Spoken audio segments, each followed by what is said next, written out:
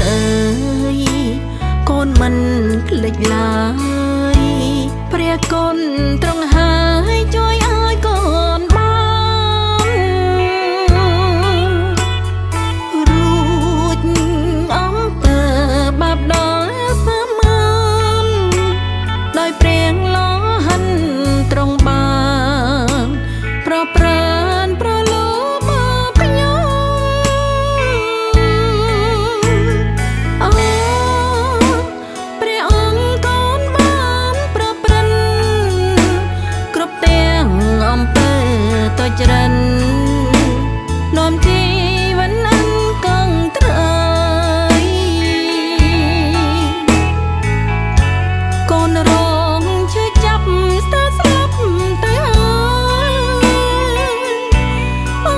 ព្រះអង្គអើយនេះហើយต้องអំពើបាបអូព្រះអង្គអើយបើយកកូនទៅ